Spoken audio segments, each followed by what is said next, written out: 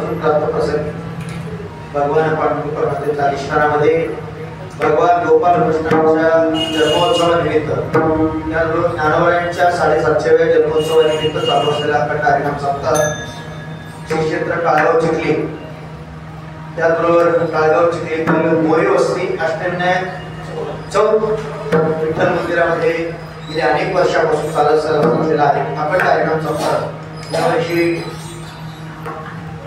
सागराची सेवा मंडळाकडून माझ्याकडे आली. नियोजित वेळेमध्ये ती पूर्ण करण्याचा प्रयत्न वारकरी संप्रदायाच्या नियमाप्रमाणे काही मर्यादा ज्या घालून दिल्या वारकरी संप्रदायाने त्या मर्यादेनुसार आज जागराचं कीर्तन म्हणून मागणीपर कीर्तनाचं नियोजन अभंगाचं नियोजन आपल्या मांडलं. या अभंगामध्ये जगद्गुरु तुकोबार आहे. भगवान पांडुरंग परमात्म्याकडे मागणी करतात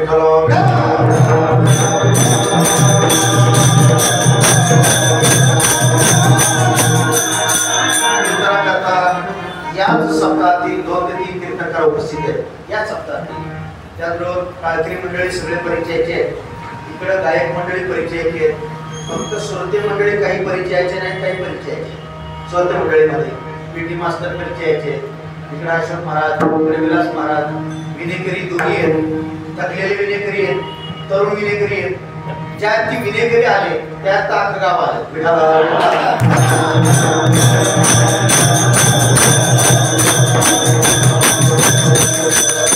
मला सामान्य विनेकऱ्याला काय महत्व आहे? विनेकरी आले म्हणजे गाव आलं. म्हणून मानवी जीवनामध्ये जन्माला आल्यानंतर या ठिकाणी टाळ मंदिराचे विनेकरी आहेत. आपण सर्व उपस्थित आहात. एक नियोजित वेळेमध्ये अभंगाचं चिंतन करण्याचा प्रयत्न करायचा आहे. जगद्गुरु तुकोबाराय मागणी मागतात आणि मागणी मागत असताना जगद्गुरु तुकोबाराय सांगतात, हे देवा या मृत्यू लोकातून मला मुक्त करू नको. माझं काही आई मला मृत्यू लोकातून मुक्त करू नको. करायचं असेल तर मला जन्मांतराला घाल. अशी जन्मांतर दे की ज्या जन्मांतरामध्ये तुझी चरण सेवा घडेल, तुझ्या पायाची सेवा घडेल. अशी जन्मांतर दे. अशी जन्मांतर दिली तर मी तुझी कीर्ती वाकडी, गुणगान गाईल, कीर्तन करील, तुझा दास होऊन मृत्यू लोकामध्ये राहील. आणि या मृत्यू लोकामध्ये जर माझी मागणी पूर्ण केली तर जगद्गुरु तुकोबाराय सांगतात त्या मृत्यू लोकामध्ये आनंदाने नांदते. जगद्गुरु तुकोबाराय सांगतात अभंगाचा सरळ सरळ अर्थ आहे. जगद्गुरु तुकोबाराय मागणी मागतात की हे देवा मला मुक्त करू नको. या मागणीमध्ये नकारामध्ये सुद्धा होकार भरलाय. मला मुक्त करू नको या मागणीमध्ये नकार आहे. मला मुक्त करू नको पण याच्यामध्ये होकार भरलाय. याचं चिंतन आपल्याला करायचंय. मागणीचं चिंतन करायचं झालं तर पहिली गोष्ट संत महात्मे देवाकडे कधी काही मागत नाही. पहिली गोष्ट कधीच मागत नाही. तुम्ही म्हणाला असं कसं म्हणता संत महात्मे देवाकडे मागत नाही? गाथा जर उघडला तर 100 अभंग मागणीपर्यंत, किती 100 ते 150 अभंग मागणीपर्यंत तुकोबारायचे गाथा, नामदेव महाराजची गाथा, ज्ञानोबांची गाथा, प्रत्येक संतांनी मागणीकडे अभंग केले.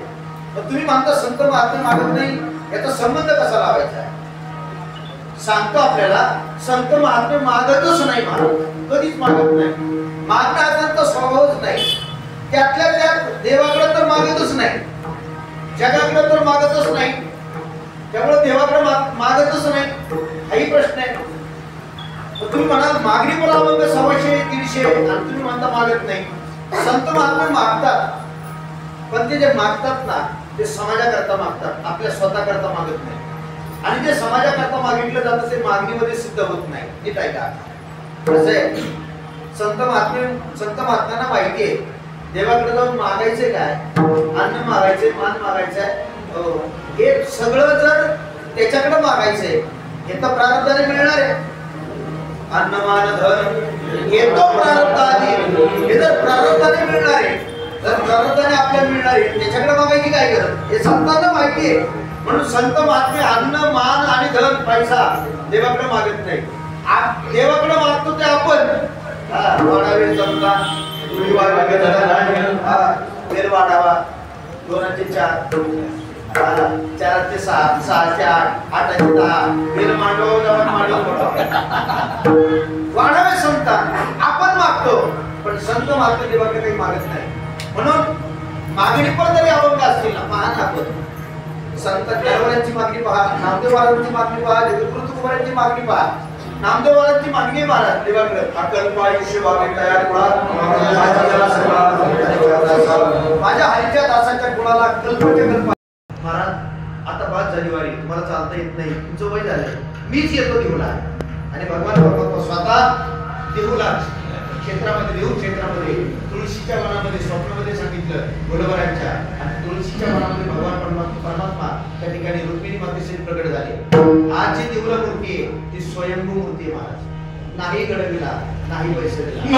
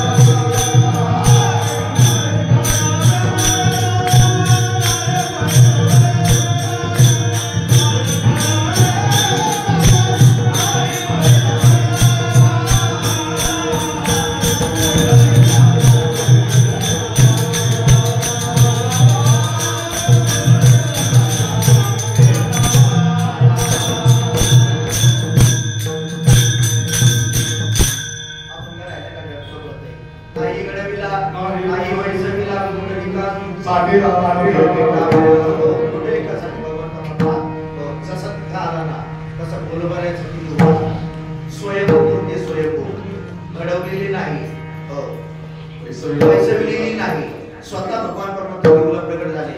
जसे पंढरपूरला स्वयंभू मूर्ती आहे ना, तशी देऊला सुद्धा स्वयंभू मूर्ती आहे. महाराज आम्हाला एक दिवस दिल्लीचा मेळावा होता, आणि त्या दिवशी पांडुरंगाची पूजा स्वयंभू मूर्तीची करायला मिळाली, असं समाधान वाटलं. अशोक महाराज वा विठाला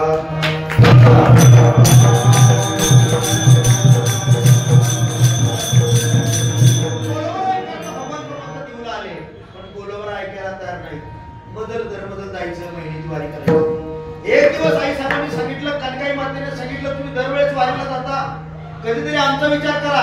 धर्मपत्नी आम्ही तुमच्या, कधीतरी आम्हाला एकदा देवाचं दर्शन द्या. धर्मपत्नीने हट्ट केल्यानंतर तो पुरवला पाहिजे.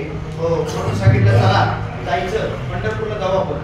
दोघेही मदत करत पंढरपूरला निघाले. बरोबर आहे, दोघे निघाले, पंढरपूरला आले. पंढरपूरचा विधी चंद्रभागे स्नान विधी तो ऐकता, समाधान चित्ता सर्व काळ. पंढरपूरचा विधी पूर्ण केला. पहिले चंद्रभागेचं स्नान आहे पंढरपूरचा विधी. पंढरपूरला गेल्यानंतर धर्मशाळेत आंघोळ करायची नाही, कळालं का नाही? पंढरपूरला गेल्यानंतर धर्मशाळेत नळावर आंघोळ करायचं नाही. पहिला विधी सांगितला पंढरपूरचा चंद्रभागे स्नान. चंद्रभागेचं स्नान झाल्यानंतर विधी तो हरिकथा आणि समाधान चित्ता सर्व काळ देवाचं दर्शन हा पंढरपूरचा विधी आहे. म्हणून वारकऱ्यांनी कधीच धर्मशाळेत नळावर आंघोळ करायची नाही. पंढरपूरला चंद्रभागेचं स्नानच झालं पाहिजे, मला स्नानच झालं पाहिजे. तसं गोलबराय आले, चंद्रभागेचं स्नान, कानकाईच्या चंद्रभागेचं स्नान केलं, कथा कीर्तन झाली आणि बारीला लागले. बारीला लागल्यानंतर दोघेही प्रत्येक वारकरी यायचा, आपल्या डोक्यावरचं काही मुंडासा असेल, फेटा असेल, टोपी असेल, देवाच्या पायावर नतमस्तक व्हायचं. असा एक एक नंबर गोलबरायांचा नंबर आला. डोक्यावरची पगडी काढली, नतमस्तक झाले. नतमस्तक होऊन मागे सरले, गरुड खांबापासून आले. गरुड खांबापाशी कान धरून उडी, हो लोटांगण, हा सगळा विधी पूर्ण केला. आणि विधी पूर्ण करत असताना तिथं बसले. बसल्यानंतर आई साहेबांचा नंबर आला, कनकाई साहेबांचा. आल्यानंतर कनकाई साहेबांनी देवाचं दर्शन घेतलं. दर्शन घेतल्यानंतर देवाने पाहिलं आई साहेब आलेले आहेत आज वारीला. सहजच देवाने विचारलं, आई साहेब वारीला आलात? म्हणले हो. हट्ट केला म्हणून आले. काय दुःख आहे? आई साहेबांनी सांगितलं काही नाही, अजून पूस भरलेली नाही. कळते ना, पूस भरलेली नाही. देवाने सांगितलं जा पुत्र होईल, आशीर्वाद दिला. या बोलण्यामध्ये वेळ गेला. वेळ गेल्यानंतर गोलबरायला कळालं की आई साहेब आतमध्ये वेळ लागलाय दर्शनाकरता, नक्की आतमध्ये काहीतरी घडते. बाहेर आल्यानंतर विचारलं का हो मी तुम्हाला अगोदर सांगितलं होतं देवाकडे काही मागायचं नाही, आपली ती परंपरा नाही. आपल्या वाडवडिलांनी आपल्याला परंपरा घालून दिलेली आहे, काही मागणे वाडवडिलांनी आपल्याला परंपरा घालून दिली, त्याची वारी करायची, त्याचं भजन करायचं, पण त्याच्या वारीतून काही मागायचं नाही. ही परंपरा आपल्या वाडवडिलांनी आपल्याला घालून दिलेली, काही मागायचं म्हणजे काय का ती घालून दिलेली परंपरा, त्या परंपरेमध्ये कानवऱ्यांनी बदल केला. मला काही अनुचित असं ते मागायचं नाही, ठीक आहे का, पण कानवरे सांगतात अनुचित असं ते मागायचं नाही, पण उचित असं ते मागितल्याशिवाय राहायचं नाही. कारण आम्ही मागायला आलोय करोनी उचित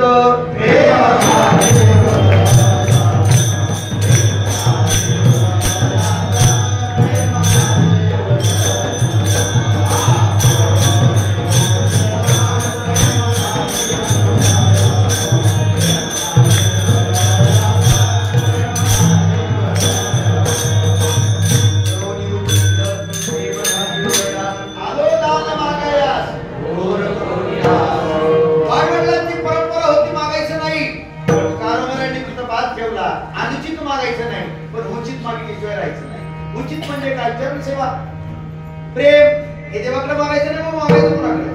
मागेल ते तुझं मागो, जगत गुरु तू मारायचं सांगता, जीव भाव तुझं सांगो, लागो तरी लागो तुमच्या पाया तुझ्या जाताना. काय व्हायचं, कधी कधी ते तुकोबाऱ्याला थांबले, देव म्हणायचे काय झालं, तो आता तो विषय वेगळा आहे, तो संवादाचा विषय, तो कधीतरी वेळ आली तर त्याचं चिंतन करू आपण. आता आपण तो होता माझे पाय तुझी डोई, आयुष्य करी का भाकरी, तो अभंग एवढा अवघड आहे, तो चांगल्या डोक्यावरून जाईल. माझे पाय तुझी डोई, आयुष्य करी का भाकरी, पाहता दिशे उपराटे कळे तरी भाग्य होवे. तिथं त्या अभंगामध्ये देवाचा तुकोबाऱ्याचा संवाद आहे आणि फार सुंदर संवाद आहे. वेदांत शास्त्रामध्ये जो संवाद आलाय ना, त्या संवादाचं चिंतन त्या अभंगामध्ये आलेले तिथं वेळ झाल्यानंतर आई साहेब बाहेर आल्या आणि विचारलं बोलोबरायांनी, आपल्या वडवडिलांची परंपरा आहे, मागायचं नाही, तुम्हाला सांगितलं होतं देवाकडे काही मागायचं नाही, मग आता ते वेळ का लागला? आई साहेबांनी सांगितलं तुमची आज्ञा कशी मोडेल, तुमची धर्मपत्नी आहे, तुम्ही सांगितलं मागायचं नाही, नाही मागितलं तर वेळ कसा लागला? काही नाही, देवाने विचारलं दुःख काय, मी दुःख सांगितलं, बस एवढंच झालं म्हणजे, बाकी काहीच झालं नाही. चुकीचं बोलले का काही साहेब? देवाने दुःख विचारलं, मी दुसरं दुःख सांगितलं आणि देवाने सांगितलं पूर्ण होईल. काय सांगितलं देवाला? विचारलं मला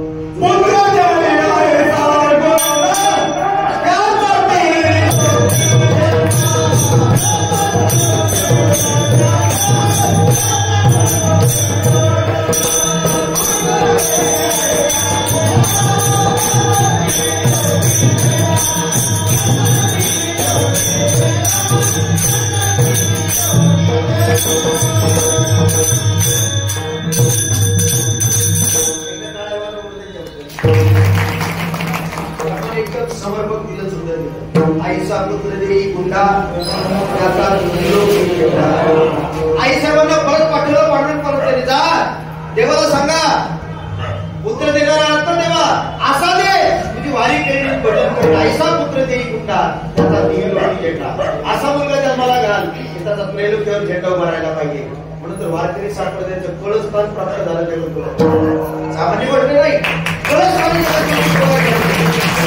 कशाकरता बोलतो, असा पुत्र जन्माला येतो, काटला जातो. हे दोन वाक्य म्हणतो, मुलं होत असतात आणि पुत्र जन्माला घालावा लागतो. कळतंय का? मुलं होत असतात, पुत्र जन्माला घालावा लागतो. नियम असा आहे. कवी महाराजचा एक दोहा आहे.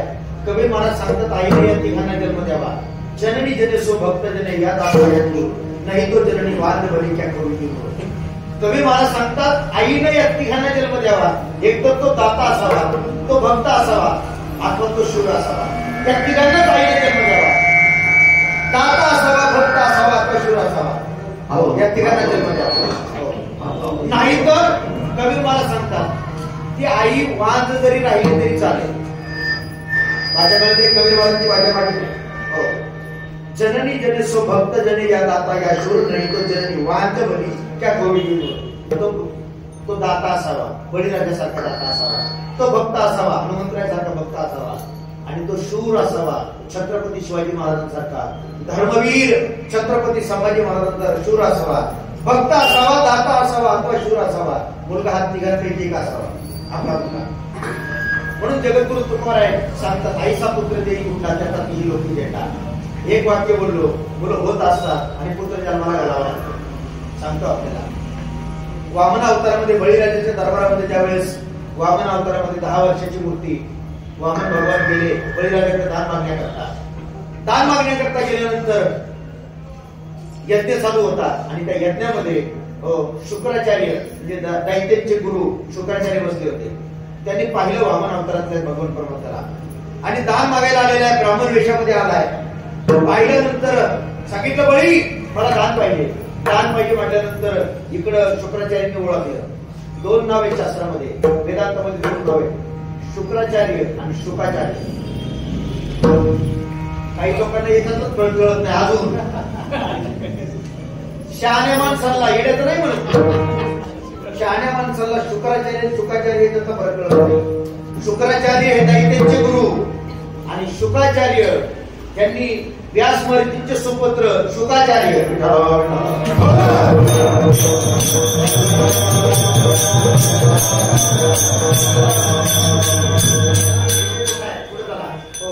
तिथं शुक्राचार्य होते. शुक्राचार्याने सांगितलं, बळी याला दान देऊ नको, याला दान देऊ नको.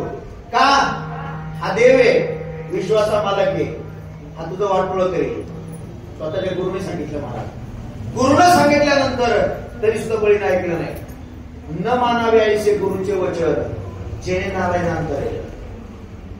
जर देवापासून लांब जात असेल तर अशा गुरुला सुद्धा त्याग करावा. जर तो देवापासून दूर करत असेल तर अशा गुरुचा सुद्धा त्याग करावा. गुरु तुकोबाराय सांगतात, न मानावे ऐसे गुरुचे वचन. नवे नवे जे आई वडील मुलाला देवापासून लांब करतात त्या आई वडिलांचा सुद्धा त्याग सांगितला मला. होका बाप माय वर्धाविती तुकोबारायांनी सांगितलं. जेणे घडी नारायणी अंतर आहे, होका बाप माय वर्धाविती तुकोबारायांनी सांगितलं. ज्यांच्यामुळे देव दुरावतो ना असे आईबाप जरी त्यागले तरी चालेल, त्याचा त्याग केला तरी चालेल.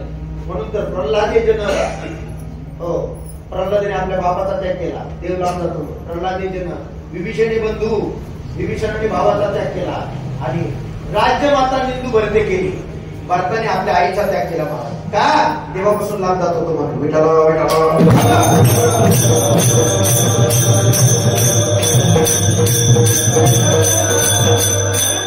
सांगतात, न मानावे असे गुरुचे वचन, जेणे नारायण अंतरे. जर गुरु जर आपला देवापासून लांब नेत असेल त्या गुरुचा सुद्धा त्याग करावा. आणि ते बळीनं ऐकलं. बळीनं ऐकलं नाही गुरु तुम्हाला. शुक्राचार्यांचं ऐकलं नाही. दान देण्याकरता धारी घेतली आणि धारी हातामध्ये घेतल्यानंतर त्या ठिकाणी संकल्प सोडण्याकरता धारी घेतल्यानंतर शुक्राचार्यांना असं वाटलं, हा माझा ऐकणार नाही. म्हणून स्वतः एका किड्याचं रूप घेतलं. शुक्राचार्य धारीच्या तोंडामध्ये बसले. धारीच्या तोंडामध्ये बसल्यानंतर पाणी काही येईना, धारीतून पाणी काही येईना संकल्प सोडण्याकरता. म्हणून एक दरबाची काळी पडलेली होती. दरबाची काळी घेतली, त्या याच्यामध्ये घातली. आड आला म्हणून फोडीला डोळा, बळीने आंधळा शुक्र केला. एक डोळा फोडला महाराज आपल्या गुरुचा, पण दान मात्र दिलं बळीला. दान दिलं, 3 पावलं दान घेतले. एका पावलामध्ये संपूर्ण विश्व आटवलं, दुसऱ्या पावलामध्ये दुसरं पाऊल ठेवलं आणि तिसऱ्या पावलामध्ये बळीला पाताळात घातलं. तुका म्हणजे बळी शिव दिला पाया, बळीला पाताळात घातलं. पाताळात घातल्यानंतर तिथं वामन अवतारामध्ये विषय असा आला, तिथं बळीराजाची आई होती आणि बळीराजाच्या आईनं पाहिलं की आपल्या मुलानं भगवान परमात्म्याला दान दिले आणि दान दिल्यानंतर आपल्या मुलाला तिथं पाताळात घातलंय. तिथं बळीराजाच्या आईचे उद्गार ते फार सुंदर आहे. ती असं म्हणती, कारण ज्यावेळेस बळीराजा पोटात होते ना त्यावेळेस पती वारले होते, म्हणजे बळीराजाचे वडील वारलेले होते आणि तिला जुन्या काळामध्ये सती जायची प्रथा होती. पती गेला तर पतीबरोबर सती जायची प्रथा होती. तिथं वामन अवतारामध्ये बळीराजाची पत्नी असं म्हणते, दान दिल्यानंतर बळीराजाची जी आई होती ती असं म्हणते, बली नहीं सती गई विरोचन के साथ, बली नहीं सती गई विरोचन के साथ, ऐसा पुत्र पैदा किया प्रभु पसारे हाथ.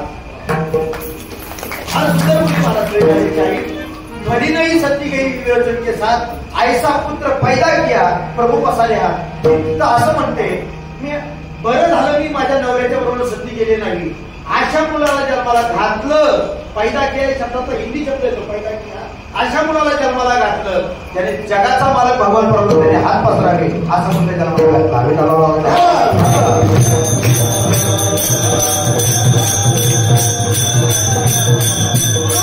मुलं होत असतात ते पुत्र जन्माला घालावा लागतो, त्याला पुण्य लागतं, पुण्य करावं लागतं. महाराज आई वडिलांनी पुण्य केलं तर पुत्र होतो.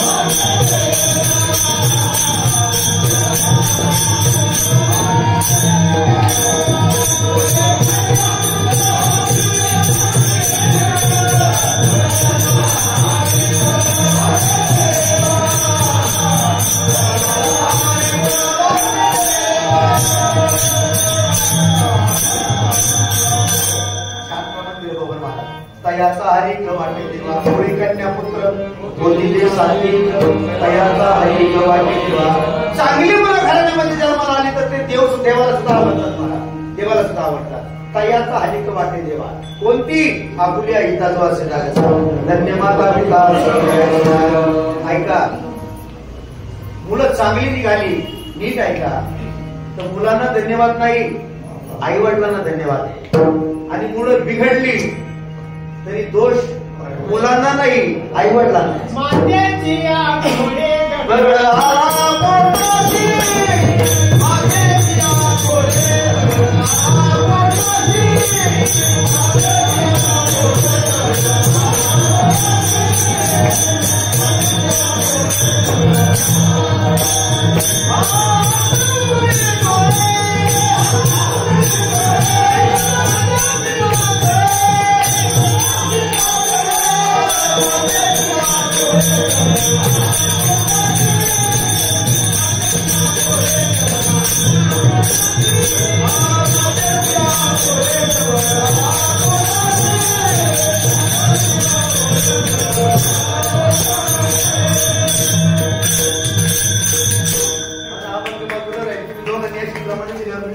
प्रमाणावर जर बोलत राहिलं तर अभंग बाजूला राहील. मातेची खोळे दगडाला पोटाशी, आता उघडी डोळे जरी तुझा अद्यापी न कळे, मातेची खोळे दगडाला पोटाशी. तुकोबाराय सांगतात दगडाला दगड. आई वडिलांना दोष दिला जातो. तुकोबाराची भाषा फार वाईट आहे गात्यामध्ये. आता ते प्रमाण इथं बोलण्यासारखं नाही म्हणून बोलत नाही. त्याला ऐकायचं असेल तरी कीर्तन झालं बेटा. काय म्हणले तुकोबाराय? पिढी बिघडल्यानंतर तुकोबारायांनी पिढीला काय, ज्या आई वडिलांना दोष दिलाय, काय म्हणले तुकोबाराय? मला कीर्तन झाल्यानंतर प्रमाण विचारा, सांगितलं तुम्हाला.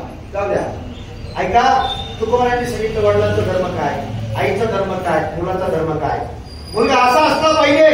जगद्गुरु तुकोबाराय सांगतात मुलगा असा असला पाहिजे की त्याने वडिलांची मान उंचवली पाहिजे, असा मुलगा असला पाहिजे. मला वाढावी महत्व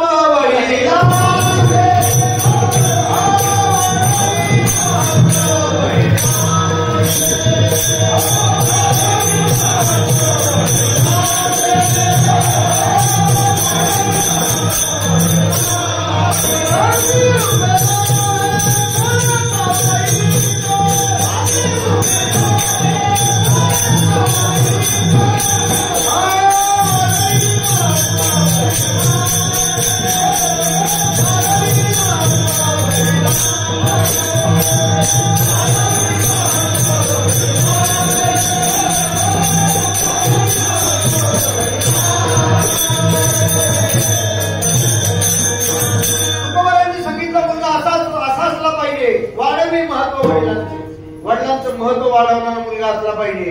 त्याने गावात वडिलांना मान खाली घालावी लागेल असं कधी वागू नये. मुलाने त्याने वडिलांचं महत्व वाढलं पाहिजे असा मुलगा असला पाहिजे. चला, तुकोबारायांनी सांगितलं मुलगा कसा असला पाहिजे. आईचा पुत्र देही गुंडा, त्याचा लोकी झेंडा. जगद्गुरु तुकोबाराय पोटाला रे. आणि वाढ वडिलांची परंपरा जगद्गुरु तुकोबाराय वारी करायला लागले. जशी बोलोबारायांची वारी तशी तुकोबारायांची वारी. महाराज दर पंधरवडीची वारी, महिन्याची वारी तुकोबाराय करायला लागायची. हो, आणि वारी करता करता करता हो पत्रिकेच्या अभंग जर आपण पाहिले ना तर पत्रिकेच्या अभंगामध्ये मला सुंदर चिंतन आले महाराज. पत्रिकेच्या अभंगामध्ये जगद्गुरु तुकोबाराय सांगतात जर एखाद्या वेळेस माणसाची वारी चुकली ठीक आहे का तर त्याचा पाप आडवाला असं म्हणतात. तुकोबाराय बोलली बरं का की नाही बोलत. जर वारी चुकली ना समजावं त्या वारकऱ्याचं पाप आडवालं.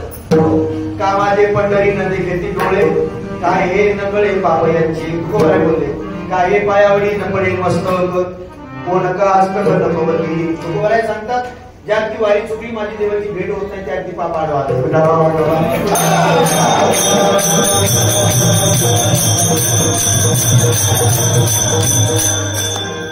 यावर्षी लवकर गेलो होतो. दरवर्षी इंदापूरला जात होतो. यावर्षी लवकर गेलो. घरी कर म्हणा 12 वाजेला जायचं होतं पण अगोदर 2 मुक्काम केलो. परत बरोबरला गेलो अगोदर 2 मुक्काम. घरी कर म्हणा एक मुक्काम फोन यायचे तिकडून आधीच नाही उद्या तिथे जेवण केल्यानंतर फोन यायला लागले म्हणून लवकर गेलो. विचार केला चालू दे वर्षभर हेच चाललेलं आहे हेच करायचंय. त्याच्यात 15 दिवस एवढे गेलो लवकर. ते कशा करता बोलतो तुकोबाराय सांगतात माणसाला वाईट समजावं पाप आडवलं. निष्ठावून वारकरी पूर्वीचा काळ असा होता महाराज एखादा वारकरी जर आला नाही ना वारीला तर जुनी लोक असं समजायची. कळलं नाही जुनी लोक असं समजायची निष्ठावान वारकरी जर वारीला आला नाही महिन्याच्या वारीला तर जुनी लोक असं समजायची गेला देवाकडे अशी नेव होते महाराज कडे वाटत. अजूनही काही वारकरी निष्ठावान आहेत महाराज. तुम्ही जगद्गुरु तुकोबारायच्या सोहळ्यावर आहे बरोबर तुम्ही पण म्हणून इंदापूरला आले. निष्ठावान वारकरी महाराज जगद्गुरु तुकोबारायच्या सोहळ्यावर आहेत ना. कशा करता बोलतो जगद्गुरु तुकोबारायची वारी चालत आलेली. हो एक दिवस देवानी दर्शन घेतलं आणि बाजूला झाले गरुड खांबावर उभे राहिल्यानंतर तुकोबाराय वर्षा करता तेव्हा आनंद आदरणीचे पाहता श्रीमुख सुखावले पाहिलं ना आनंद झाला. माझी वारीची पूर्णता झाली. समाधान वाटतं तुकोबाराय. आणि थोडा वेळ धरून खांबाजवळ थांबल्यानंतर देव बोलायला लागले महाराज लय वाऱ्या झाल्या हो लय वाऱ्या झाल्या. वाट पासून वाऱ्या करत आला आतापर्यंत काही मागितलं नाही काहीतरी मागा ना. तुकोबारायांनी सांगितलं माझ्या वडिलांची परंपरा आहे आम्हाला मागता येत नाही. देवाने सांगितलं तुकोबाराय तुम्ही तुमच्या करता म्हणून नाही तुम्हाला काही पाहिजे म्हणून नाही मला तुमच्या ऋणातून मुक्त होण्याकरता म्हणून मागा. मला माझ्या ते माझ्यावरचे ओझ झाले ना ऋणाचं भक्तीच्या ऋणाचं त्या ऋणातून मुक्त होण्याकरता म्हणून मागा. जुना काळ असा होता महाराज जुन्या काळी ऋण जर असेल ना तर ते फेडावं लागायचं. तुकोबारायचा अभंग आहे ऋण वैर हत्या हे तो न चुके फेडिता. ऋण फेडावं लागतं केलेली हत्या फेडावी लागते आणि असलेलं वैर 3 पिढ्याचं फेडावं लागतं चुकत नाही ते. म्हणून केलेलं ऋण ते फेडावंच लागतं. देवावर ऋण झालं होतं भक्तीचं आणि भक्तीचं ऋण झाल्यानंतर देवाने सांगितलं तुमच्या करता म्हणून नाही मला ऋणातून मुक्त करण्याकरता म्हणून मागा. मनशी काही मागा हेची तू म्हणतोस म्हणून मला गरज नाही. तुकोबाराय सांगतात तू म्हणतोस मनशी म्हणजे तू म्हणतोस म्हणून मला गरज नाही मला मागायचं नाही. एक काम कर देवा तू म्हणतोस म्हणून मागतो या मृत्यू लोकातून मला मुक्त करू नको. अभंगाचं पहिलं चरण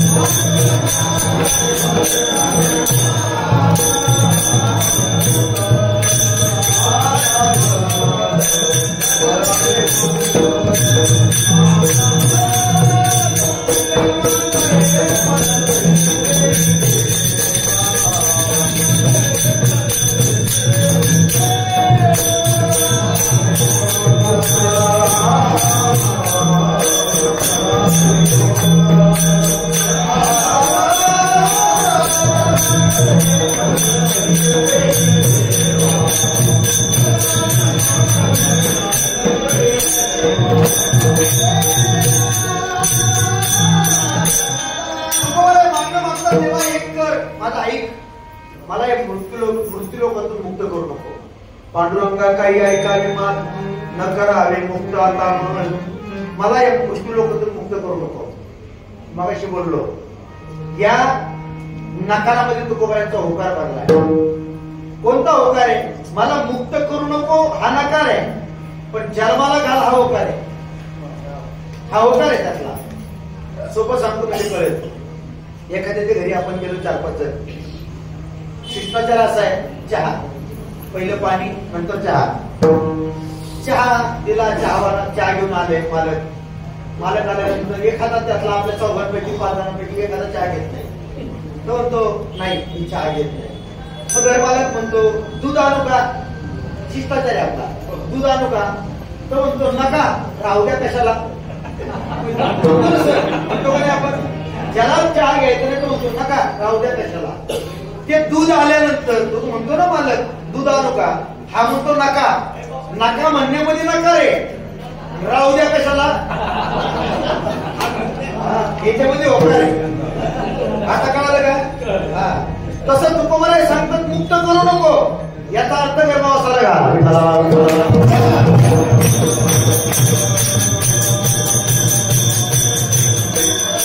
तुकोबाराय सांगतात मला मुक्त करू नको या मृत्यू लोक. मुक्त होऊन काय करायचं सांग बरं? उगीची राहावे पडून या. मुक्त केल्यानंतर वैकुंठाला पाठवणार आम्हाला, आणि त्या वैकुंठात जाऊन नुसतं पडून राहायचं काय फायदा? बरं ठीक आहे, वैकुंठात जाऊन पडून राहणं का होईना, तिथं राहून सुद्धा काहीतरी मिळालं पाहिजे ना. तिथं काहीच नाही, वैकुंठात काहीच नाही.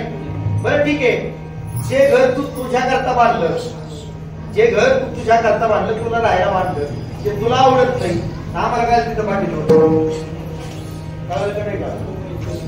तुझ्या करता बांधलं, वैकुंठ कोणाचं आहे? देवाचं आहे. तुझ्या करता जर ते घर बांधले, एखादा घरी पाहून आला आणि पाहुण्याला सांगायचं घरात झोपा, आम्ही बाहेर झोपतो. पाहुणा म्हणतो का हो? घरात देखणं झाल्या. कळलं का नाही? देखणं झाल्यात म्हणून तुम्ही घरात झोपा, आम्ही बाहेर झोपतो. तसं झालं तुकोबारायचं देवाचं. तुम्हाला ते घर आवडत नाही, तुम्ही तुमच्या करता बांधले, तर तुम्हाला आवडत नाही, आम्हाला वैकुंठाला पाठवला. नको आम्हाला ते वैकुंठ.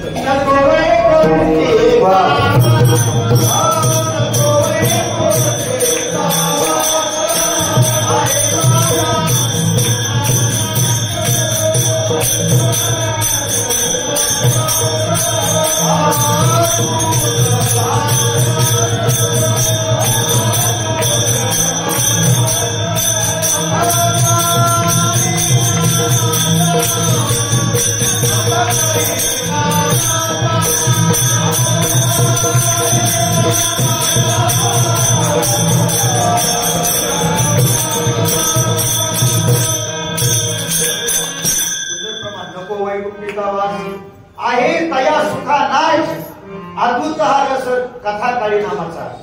तुकोबाराय सांगतात वैकुंठाचा वास नको आम्हाला वैकुंठामध्ये पाठवू नको, तिथं नाश आहे सुखाचा. हो, अद्भुत हा रस कथा काळी नामाचा. अरे तुला ते आवडलं नाही, ते वैकुंठ तुला घर बांधलेलं तुला आवडलं नाही, म्हणून तू खाली आला.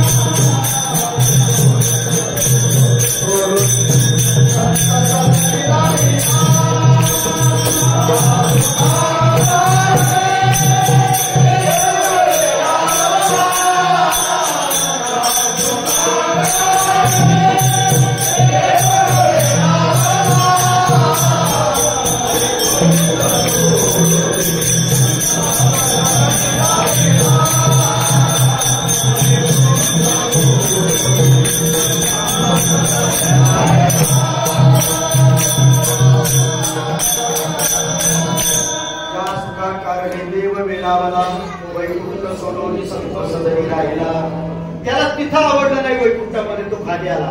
कारण हे सुख आहे ना ते तिथं नाही. वैकुंठात भजन आहे, वैकुंठात कीर्तन आहे, वैकुंठात जागरण आहे, वैकुंठात पारायण नाही, वैकुंठात किटी वाजत नाही. आपण जाणार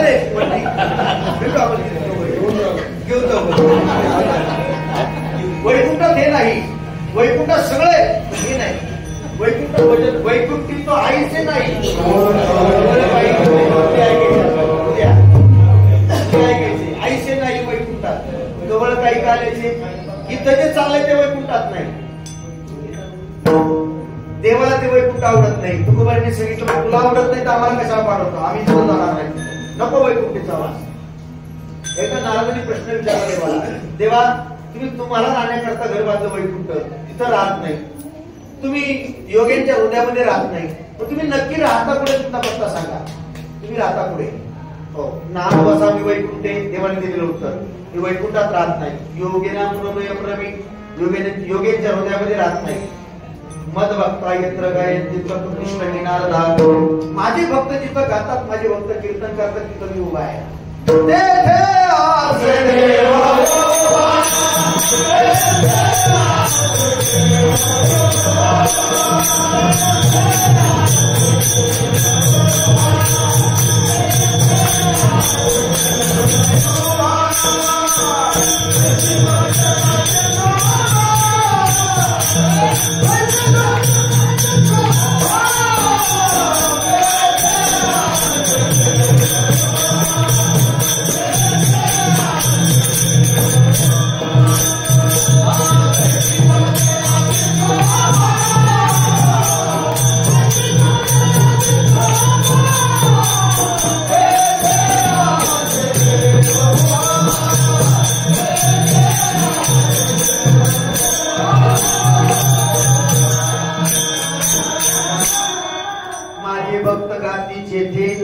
नारदा विवाह तेथे.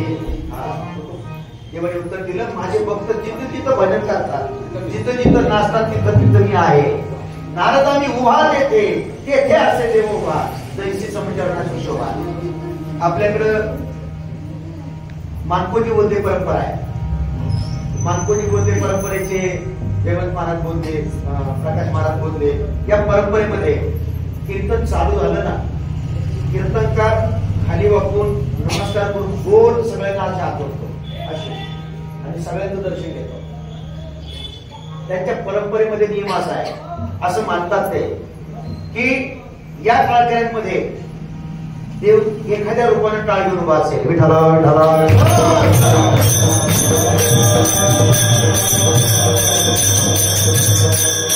परंपरा आहे त्यांची. जसं आपल्या कीर्तनामध्ये एखाद्या टाळकऱ्याच्या रूपामध्ये देव असू शकतो, तेथे असे देव उभा. जरी तो टाळकऱ्यांच्या रूपामध्ये नसेल, ऐकणाऱ्याच्या रूपामध्ये असेल, ऐकणाऱ्याच्या रूपामध्ये नसेल तर महिला भगिनीच्या रूपामध्ये असेल, खाली बसलेला नसेल तर खुर्चीवर बसलेला असेल, खुर्चीवर बसलेला नसेल तर पिटी वाजवणारा असेल, कुणीतरी असेल, पक्कत वाजवणारा असेल, ऐकणारा असेल, पण तो देविता असेल. देविता असेल महाराज, कारण तो तिथं उभा आहे. त्याला हे आवडतं म्हणून तो वैकुंठ सुद्धा राहत नाही. त्याला वैकुंठ आवडत नाही, त्या सुखाकारणे देव मिळावाला वैकुंठ सोडून संत सदनी राहिला, त्याच्याकरता तो खाली आला. म्हणून देवा तुला जे आवडत नाही तर आम्हाला मुक्त कशाला करतो? तुकोबारांना प्रश्न केल्यानंतर विचारलं, महाराज तुम्ही मोक्ष आणि मुक्ती सामान्य समजता, एवढी सोपी नाही ती मुक्ती, एवढा सोपा नाही तो मोक्ष. तुकोबारांनी सांगितलं, कोणाला सांगतो मोक्ष मुक्ती? आम्हाला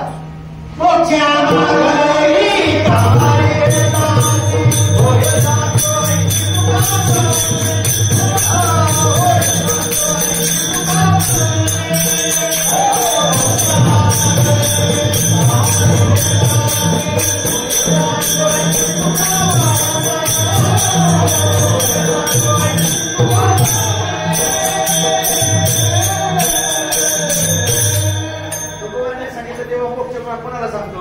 कोणाला सांगतो मोक्ष? गड्या कुठं पळत चालले? मोक्ष कोणाला सांगतो? आम्हाला. अरे आमच्या घरी कामाला आहे मोक्ष. भांडी घरी जुनी भांडी करतो मोक्ष आमच्या घरी, मोक्ष आम्हा घरी. कामारी आहे दासी, दास मोक्ष आमच्या घरी. पण असा दास आहे, आम्ही सांगल ते काम करतो. होय सांगतो आईची तुका म्हणे, जसं आम्ही सांगत तसं ऐकतोय तो मोक्ष. तो आम्हाला मोक्ष काय सांगतो? ते आमच्या गाठोडीला आम्ही बांधून ठेवलंय मोक्ष. मुक्ती आम्ही आमच्या गाठोडीला बांधून ठेवली. मोक्ष कोणाला सांगतो? आम्हाला सांगू नको. आम्ही मोक्ष मिळवलाय अगोदरच. देवाने सांगितलं तुम्ही मोक्ष नको म्हणतात. त्या ऋषी मुनींनी 60,000 वर्ष तपश्चर्या केल्या आणि त्यांनी मोक्ष मागितला, मुक्ती मागितली. देवाने तुकोबारांनी सांगितलं ते जन्म गर्भवासाच्या दुःखाला घाबरले आणि म्हणून त्यांनी मोक्ष मागितला, मुक्ती मागितली. आम्हा जन्म घेणे युगायोगी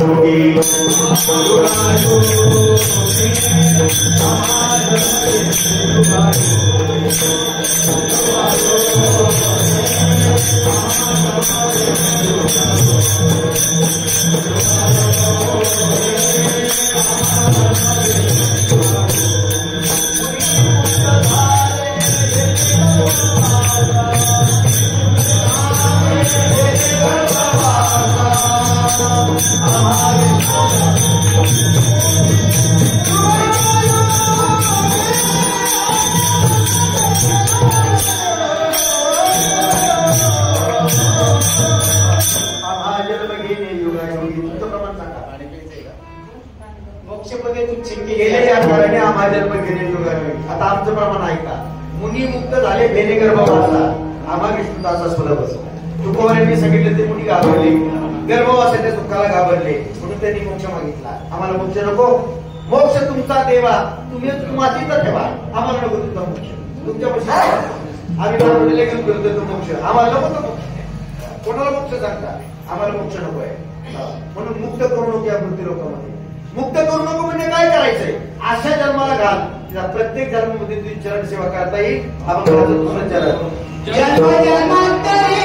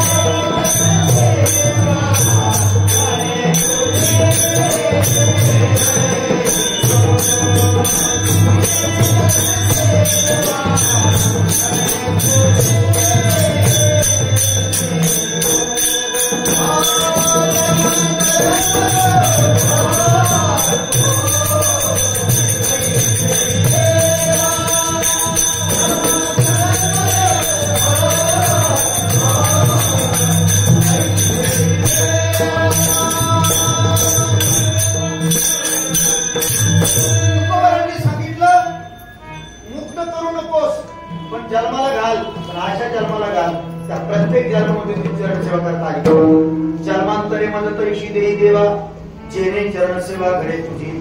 अशा जन्माला घाल. कोणत्याही जन्माला घाल, मला सगळा जन्म मान्य. कोणताही जन्म, कोणत्याही जन्माला घाल. किड्याच्या जन्माला घातलं तरी चालेल, पण तो किड्याचा जन्म संतांची नाही होईल. किड्याचा जन्म चालेल. कुत्र्याच्या जन्माला घालायचा घाल देवा, तुझी द्वारेचा कुत्रा नको मोकळी जाताना तुझ्या दारातला कुत्रा होईल. झाडाच्या जन्माला घालायचं घाल. वृक्ष नामदेवांचा अभंग आहे. वृक्ष कशी तरी मंडप काचे निमिषे तुझ्या द्वारीवरचे ऐकले तरी. झाड कशी तरी तुळशीचे निमिषे तुझ्या द्वारीवरचे ऐकले तरी. झाडाच्या जन्माला घालायचं घाल, पण तुळशीचं झाड म्हणजे तुझ्या दारात उभा राहील. काही उदक करी तरी, उदक करशी तरी सडियाचे निमिषे तुझ्या द्वारीवरचे ऐकले तरी. उदक म्हणजे पाणी, पाण्याच्या जन्माला घालायचं तर घाल, पण तुझ्या दारात सडाच होईल. नामामध्ये विठो कीर्तनाचे निमिषे तुझे द्वारीवरचे आयुष्य करी. मनुष्य करी तरी तुकोबाराय सांगतात मनुष्य केलं तरी तुझे द्वारीवरचे आयुष्य करी. आणि नामामध्ये नामदेवांचा अभंग, नामामध्ये विठो कीर्तनाचे निमिषे